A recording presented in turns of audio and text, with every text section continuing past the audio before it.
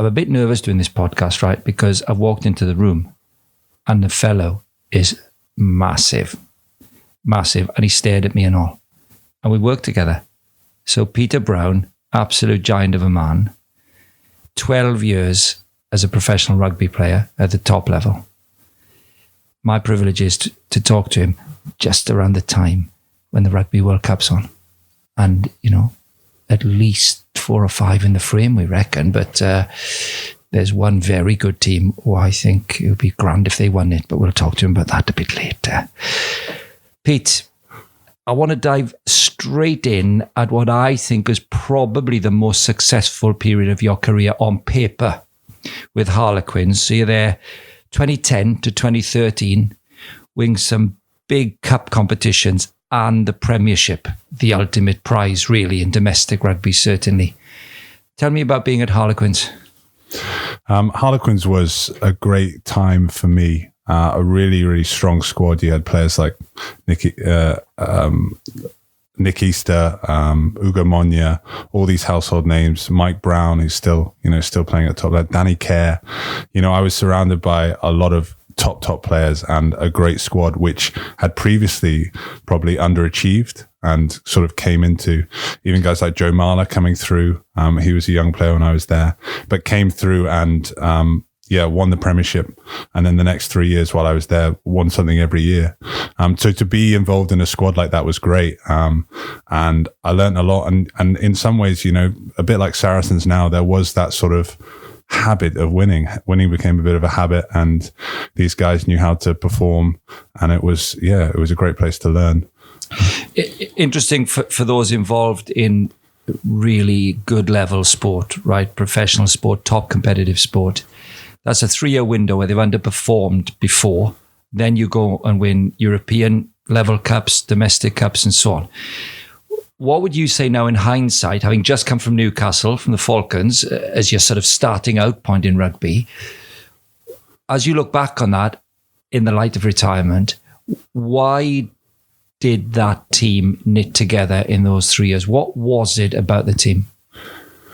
I think a fantastic core group of players with a common goal within that. So you had Nick Evans at 10, you know, the fantastic New Zealand fly half, and you had Nick Easter at 8, Danny Kerr at 9. So you had these key positions, Mike Browne at 15. So these key positions were all international, you know, players, quality players. And then within that, you had a great influx of young players coming through. So you had that ambition of the young players. The senior players were at the top of their game as well. So it was just a good time for Harlequins, I think. Also, the management was good. You had Conor O'Shea coming on board, who was a good man to steer the ship. He's now with Italy. And he was very good at just getting the culture right. And we sort of had this whole ethos of playing the Harlequins way. And that was, we wanted to throw the ball around, enjoy it. And we had athletic players and you wanted to try things and people did that. So it was a really exciting time to play. And I think, it was that sort of, it was the right time for a lot of those players, which was good. What's the one enduring thing that you took out of it then in the midst of all that? A very successful time. If you were to be coaching somebody in a couple of years' time, what would be the one thing that you take out of that group of players and say, with all the fortunate stuff around it, here's what was very deliberate and made it a really top-class outfit? I think there was a self-belief and belief in each other. I think that was probably, so that therefore you created a team. So I just saw a confidence in these guys who were top professionals in what they did and how they acted. And that rubbed off on me as a younger player coming through and meant that I wanted to get up with them and be as good as them and see sort of they were role models in that way. So I think it was, a self-belief and belief in each other. So they brought us along with them. And created that team ethos within that. Can I pinpoint one particular thing that meant that it was such a great group? I don't know if I can. But the team reacted in a way that meant that adversity, tough games, a loss maybe as well meant that you just got closer together and worked harder. It was that there were good processes as well. I think they simplified a lot of the coaching. So every week you'd have a sort of 3 main points on the opposition, and you do your video prep as well, but you knew what your 3 main points were on what you were looking at for the opposition, on how we were going to defend, how we were going to attack, and then what we were going to do. So that simplification meant that we were able to just go out and play. We weren't spending a lot of time just going, right, Saracens playing this way, Exeter playing this way, we've got to do this, this, this, and this. There was that, but the coaches meant that they just stripped it back so you could just play. And I think that worked then. Very helpful. So you move from character to real tactical competencies there, don't you? And surely anyone who plays top level sport in our generation will find themselves inundated with clippings and cuttings of the opposition and themselves. And it seems to me in the modern era, the genius will be to keep that to a minimum so as not to fog the mind of the player getting ready for his next match. So I'm sure for another day, we might have we might get a techie in who does all the analysis and ask him those questions about sport, because it's a huge factor now in contemporary sport. Now, I'm going to pick up on something you said there, which interests me, because you said a young player coming through and schooled at the academy in Gloucester, then on to university in Durham and playing for Newcastle Falcons over a 4-year window. I'll pick up on that in a minute. But going from Falcons into a highly successful Harlequins, everything you've said so far has been affirmative. But as a young pro trying to make his breakthrough, you had a shocking time with injuries there. And I'm interested in hearing a bit about the injuries, but more interested, I'm afraid, in how you dealt with that psychologically and emotionally in that process. Yeah, so moving from Harlequins, Connor came and saw me and wanted to get me involved because he'd heard he wanted to get a certain type of player, and I fitted that style of player that he wanted at Harlequins, and they'd had injury issues, and so he was able to come in and get another player in, and that was a really good start for me because I knew that the guy picking the team, running, he rated me and he wanted me in that team. I had a good first year and was involved a lot in the A team, played a huge amount of rugby and was involved a lot in the first team as well, getting a number of starts, but lots of bench appearances and loved it. It was fantastic. I was on the bench in that final of the European sort of Amlin Cup, as it was called then, but it's the Challenge Cup now. And yeah, real privilege to be involved. I was all set to then be, I wanted to be a regular starter then. And we get to this pre-season and I've bulked up a bit more. I knew that was something I had to do, and was ready for this. And we were out training, and jumped to catch a ball and landed on my knee and heard a bit of a pop. Thought nothing of it, got up, could still move it. But it turns out that I'd after some exploration, I'd ruptured my PCL. So just really innocuous. And I found that very difficult. It was also, I wanted to get back and take this opportunity. And it took a lot longer than we originally thought. I was out for about 5 months because eventually I needed to have an arthroscopy, get my knee looked at, and there was a tear on my meniscus and stuff. So it was just bitty and hard, and all that time I felt like I was missing my opportunity. A younger guy came through and did well, and other guys who were already, senior players were doing well as well, and I just wasn't there, and I wasn't making my stand. So that, and then the year after, I worked hard and got into a position to be able to challenge for my place again. And in December, after a few really good performances, I played well, got back into good graces of the coaches. I in a training session, I ruptured my pec. So again, a major injury, and these two major injuries, how did I deal with them? Like for me, faith is central. And I wrestled and I toiled with it. And one of the things which I wanted to do was to be a contributing part of this team. I wanted to be respected and to be part of this team and to be contributing. And I didn't feel like I was able to do that when I was injured. All I could do was focus on getting better. Did I find it really, really tough? Yeah, I think I did. It feels like a long time ago now as well at the same time, which as you grow older, you sort of realize that these things in the moment are the biggest things you can ever imagine. Just affecting your mindset, the way that you sleep at night, the anxieties that they can cause you. But in the long run, they're just the blink of an eye.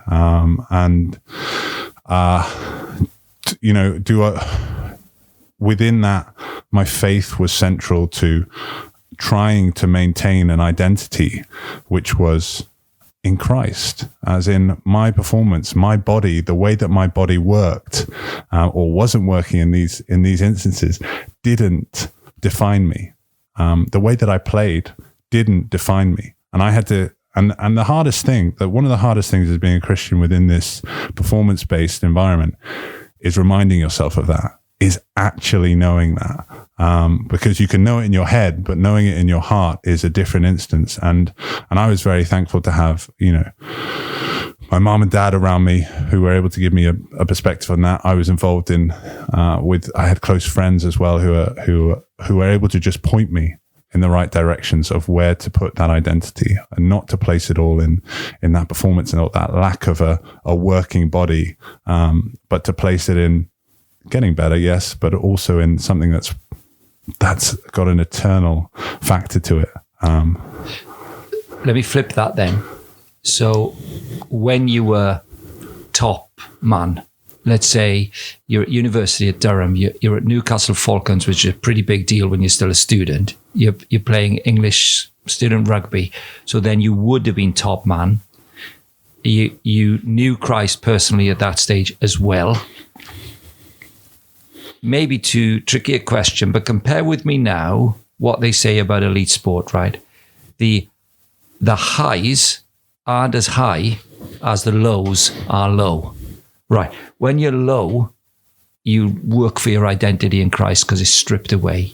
Your identity is being stripped. What about when you were top man then, a bit early in your career, for example? How did your Christian faith inform humility in that?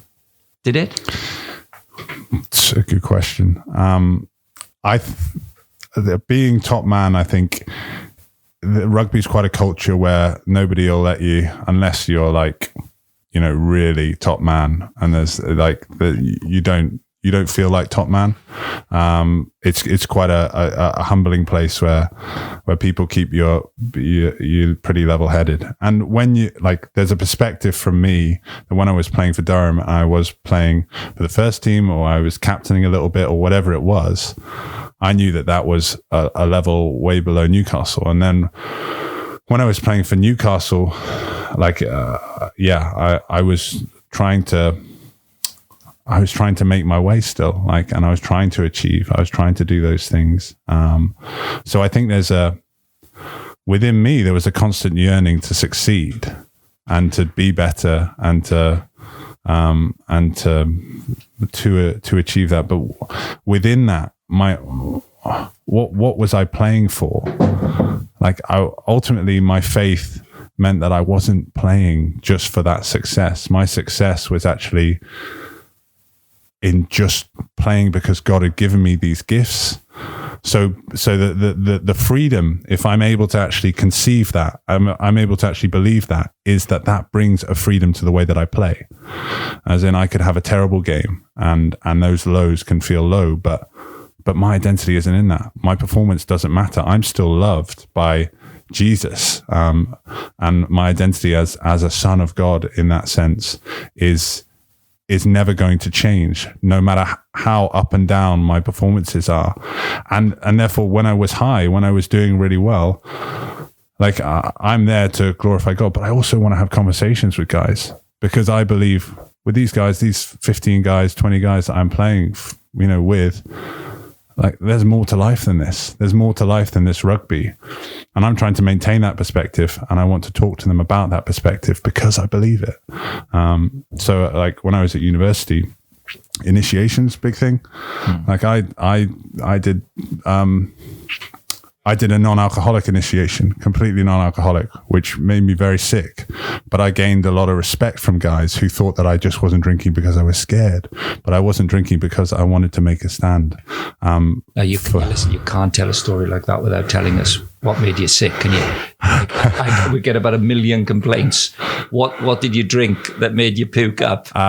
So I drank 6 pints of like off milk with off curry in it, and I was very, very fortunate that I was projectile vomited everywhere, because that wouldn't have been good for me. And then I had to eat a raw leek as well afterwards. So it was 6 pints and all the time. Yeah, and I had to finish it before the guys finished their alcoholic drink, all at the same time. So, and I had to do all this in a dress as well, which was the only good bit. So. That is gross. Hang on, we just listen, friends. You may not know this, but we're going to cut off for 30 seconds. I'm just going to nip out.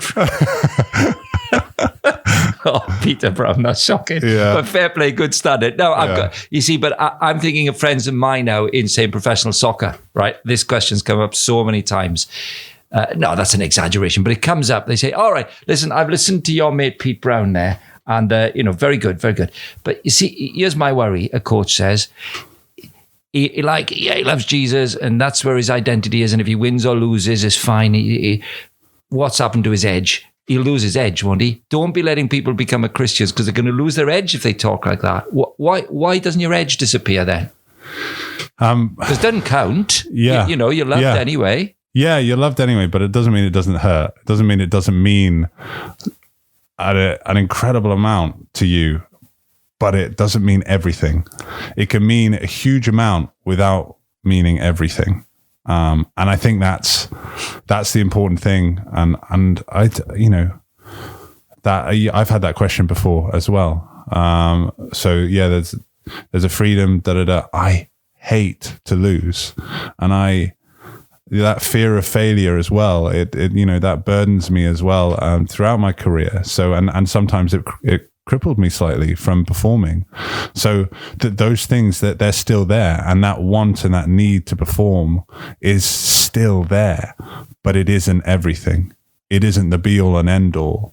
And I think that's maybe a perspective that would be really helpful for a lot of professional sportsmen, and create an edge of a slightly different sharpness. Very nice. Very nice boy.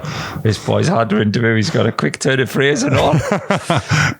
Now, obviously, in prep for this, I had to say that the highlight of your career was, Harlequins, for what they achieved on paper anyway. But of course, there'll be a few clubs now saying, how dare you? Ulster might not like that very much. Falcons might not like it, but above all, hang on, when you finish the Harlequins and you get some fitness back, you go to London Welsh. Now we're talking. Peter Browne at London Welsh. And you get into the Premiership that year. 1 year there. Good? Yeah, great. We won the championship, and good environment. Played a lot of rugby, which was one I wanted to go and do. It was just a great place to be, because we were winning week in, week out, and beat Bristol. We were underdogs, massive underdogs. I played in the first leg of the final, and then got injured for the second one, but was just hugely involved in all those. Whereas with Harlequins, I wasn't necessarily massively involved in that Premiership. Like, I was part of the squad, but didn't get to be a huge part of it. The Amlin Cup, the Challenge Cup, I played throughout the pool stages and a little bit after that. But again, didn't play in the final, didn't come off the bench. LV Cup, I was involved quite a lot in that, but came back from injury after doing my PEC and got to play in the final off the bench. So this was different. This was like, really. You're an insider. You're playing all the time. Playing well as well. Yeah. So. And I'd have thought it was an excellent culture at London Welsh. Yeah. The London bit was great. So yeah. You absolute Snyder. Good. So you're at London Welsh now. Ulster's the last club in your career. Now, interesting. Did you have decisions to make around leaving London Welsh? Because at this point, despite injuries, given your bulk and position, second row, lock forward, back row, you're really at your prime now because you don't get that many years in those positions. What decisions did you have to make when you're based in London when Ulster was the place you ended up? Yeah, I was fortunate. The second year at London Welsh was obviously very difficult. And we talk about highs and lows. That was a low. And in some ways I played some quite good rugby in that year, but as a team, we really struggled. So I was given an offer by Ulster, and a big decision to make. My dad, who's a proud Ulsterman, was one of the big reasons why I wanted to go there. Family there, it's sort of in my blood, and that was the team I'm Irish qualified, and that was where I would have wanted to go and play. So it was, in some ways, that was a dream come true to be offered that by Ulster and to be given that opportunity, knowing that I was at a struggling Premiership team that was going to be relegated, to then go to a team that was just so prestigious, semi-finals, finals for years and years, semi-final of the of the Champions Cup as well. So a team that's on the up now again, with loads of internationals, and in a place that's part of my family history. So I had to make the decision to move, which was big, and but just felt right. There was a piece there that this was the right move for me. Was it an unbelievable buzz when you put the shirt on in a proper game for the first time and walked out in Belfast itself? Yeah. What was that like? Yeah. What was the game? The first game I played was a pre-season friendly against Leinster. It was actually before the last World Cup, so 2015, and it was amazing. My mum and dad were there as well, and just to wear that red hand, and to be walking out at Kingspan Stadium, as it's called, Ravenhill as I knew it, as a kid growing up, it was in some ways it was surreal. I played there for Newcastle and in a pre-season friendly, and played there for Ulster as well. But it was something different. Those fans, like they packed that place out, and it's those fans are incredible. So yeah. I know you got to be careful how you answer this, right? Because you go in 2015, so in that 4-year window, what was the highlight of moving to Ulster? Meeting my wife. Barbon. See, he knows how to answer a question properly, cover his back. You met Hannah, got married in 2017. Yes, yeah. Yeah. And you did meet her when you moved to play. Met her out there. Well, listen, we don't want to be, we don't want this podcast to be all hard-headed, do we? Like a bit macho, really, because, like that. How did you meet Hannah? I met Hannah at church. So, you got a good one when you meet her at church. So I met her through a friend, and forced her to come with a group of people to the cinema, and then made sure I sat next to her, and then the rest was a few. Did you know straight away, Pete? I knew that I wanted to get to know her. That's for sure. And she's a beautiful woman, inside and out. So that's it. See, every partnership's got a star in it, doesn't it? Yeah, and she's the star. The concussion, everyone involved in rugby now, I think, well, let me rephrase that. When you're outside of rugby, I work in soccer, and you're looking in, we have the greatest respect for the way rugby has managed concussion issues because of the seriousness of it.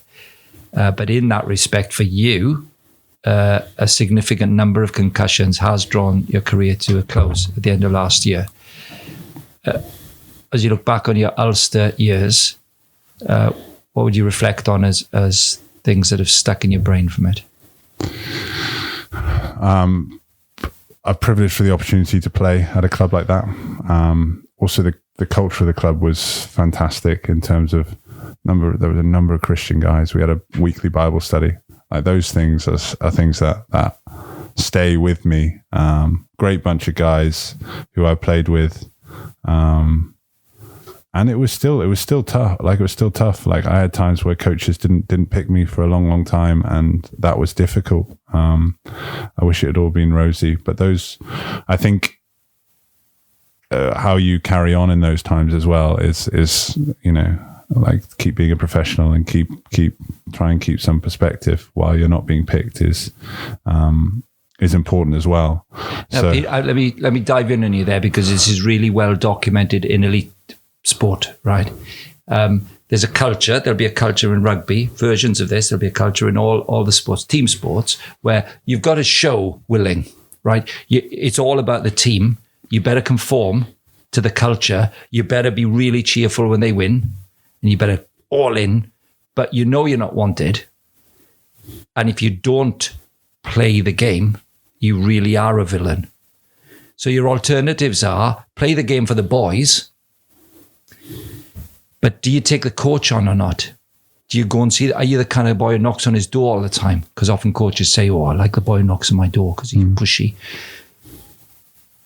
As a Christian then, in the lowest moments at Ulster, let's say, he doesn't fancy you, he's putting somebody else in all the time. Did you play the game of being team first? Did you take the coach on? How did your relationship with Christ genuinely inform that? Because everybody knows it hurts like mad. What did you really do with it? like, I don't know if I got it right. Otherwise I probably would have played more. But I tried to put the team first and to prove stuff in training, and to train as hard as I could. And I did have conversations with the coach, but I was never going to be pushy and arrogant enough to say you should pick me. Because at that time, when you're not being picked for a long time, you're having questions about your own performance. Like, is this justified? Is it not? So there's a battle going on. There was a battle going on there in myself. Am I good enough? Is this it? Like, what do I do? Where does my identity come from again? Like, ultimately it comes. I'm fascinated by that. You come back there. Yeah. Is that your baseline? You've said it 4 or 5 times in this interview. My identity is the determinant factor in all the ups and downs of it. Is that where you've drawn your intellectual, emotional line? Yeah. All the time. Definitely, yeah. I think it's got me through having that, trying to maintain that perspective, as I said earlier, has been key to me getting through adversity, because it's a perspective that goes beyond any circumstance that rugby can throw at me. And I've been thrown a lot of them. I haven't been thrown all of them, and I don't know how to react to all of them. But what I have been thrown, I've tried to react in a way, knowing that truth of my identity, and reminding myself of that truth, and trying to prove that by the way that I live. I was playing for the A team most of my penultimate year at Ulster, and we had a really good bunch of young guys who are all coming through now at Ulster.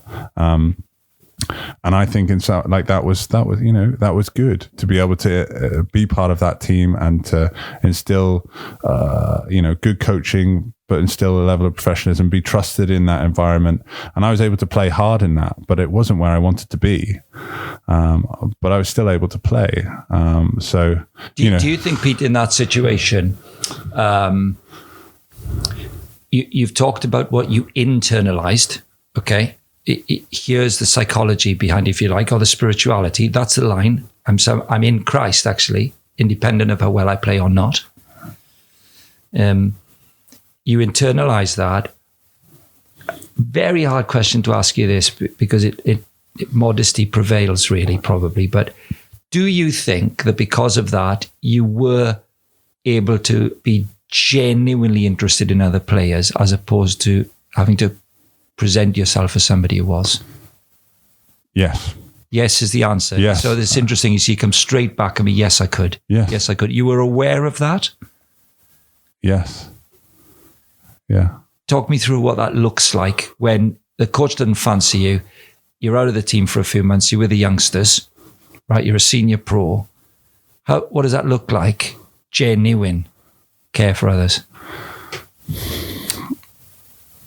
genuinely care for others and genuinely showing care. I'm not so sure, but I genuinely cared about playing with those guys, and that involves traveling over for the quarterfinal of the British and Irish Cup, being on the coach with the guys and having conversations about everything and anything, about God, heading out with those guys after the games and in Swansea at some point, and being there, being present, and wanting the best for them, because I wanted, I want, like, the perspective that gives me is that, these guys are worth more than this rugby. They're and they've got so that's not to internalize it again, not to make it a logical thing again, but if I believe in the gospel, so the gospel, Jesus came, I am a sinner, he came and he saved me through his death and resurrection, his perfect life. That was the debt that needed to be paid so that I could have a relationship with God. If I believe that I can have a relationship with God, the God who created the whole universe, the God who is ultimately powerful and in control of everything, surely I'd want other people to know that. Surely I'd want these guys to somehow, not in a, I'm going to bash them with the Bible and tell you, if you don't do this, you know where you're going. But in a way of saying, actually, I'm going through a tough time. You can see that I'm not getting picked, but I want to talk to you. I want to be your mate.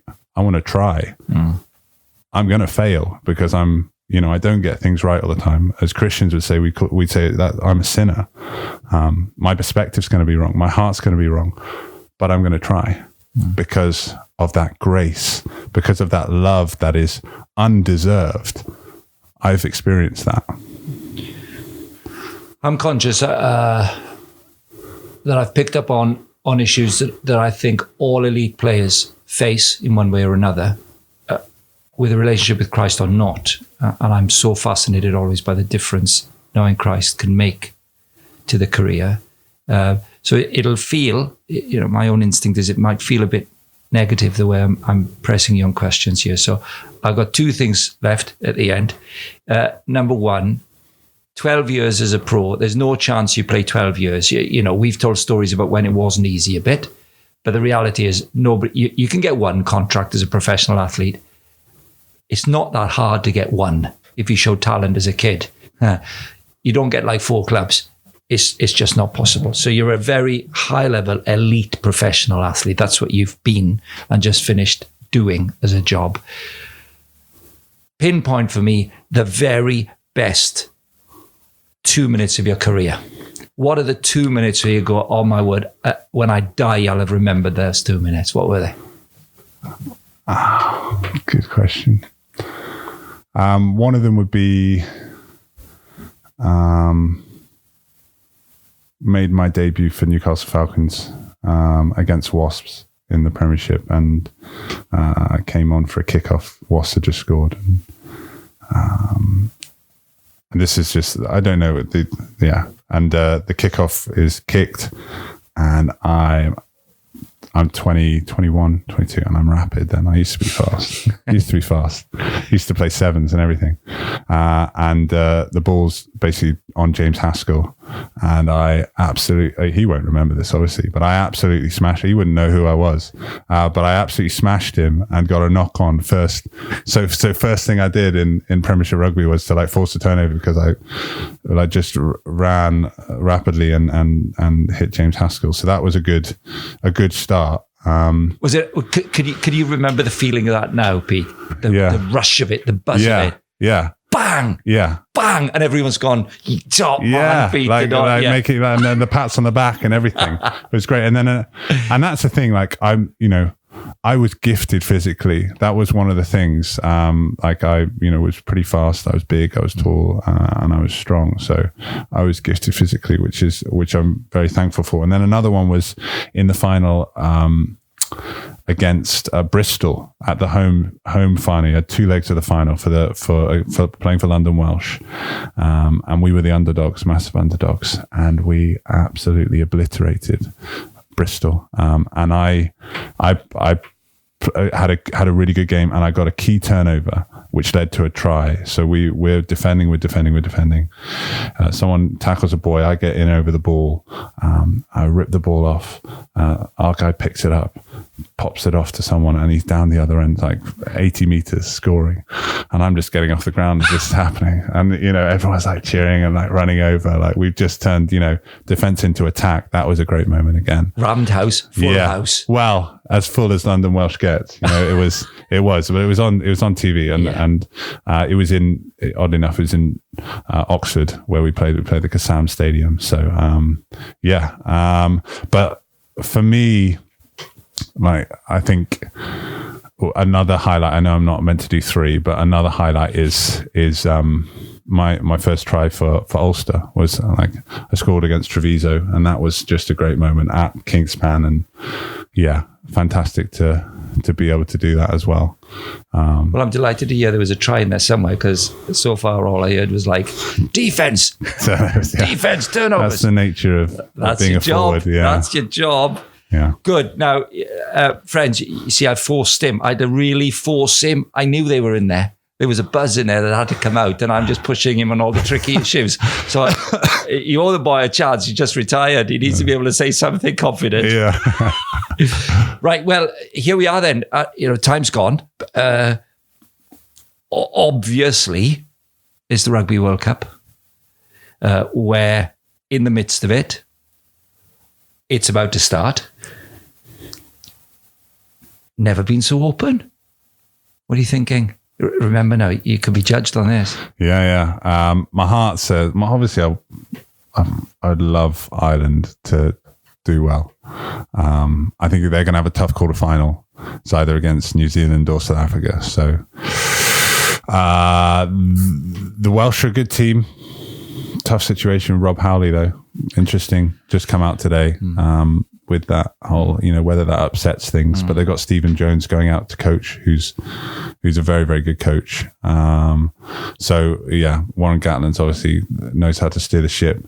I don't think you can look past New Zealand. Like you just get that feeling, and South Africa are very strong at the minute as well. And England have such a strength and depth as well. They get a couple of injuries, maybe not in key positions. Like if Vunipola got injured, I think they would really struggle. Either Vunipola, but mainly the number 8. So because he's just such a key ball carrier for them, he just gets go forward. So, but I think England could do really well. So it's so open. So open. Never been so open, really. But I would probably go for New Zealand in my head, and Ireland in my heart. Rory Best, if he could lift that trophy at the end of what a career, that would be great to see him do that. But all right, then. Well, you heard it here first, but he kind of hedged his bets. Really. Where's that fence? I think I'm sitting on it right now. Yeah, you're right painful. On the middle of it. It's a bit spiky. It's a bit spiky. You're a bit tall for that fence. Tremendous. Pete, top draw. Really enjoyed it. Reedy, back to you. And I'll tell you something. I hope they're all as much fun as seeing big Peter Browne in an interview any day of the week. I'll do that again. Reedy.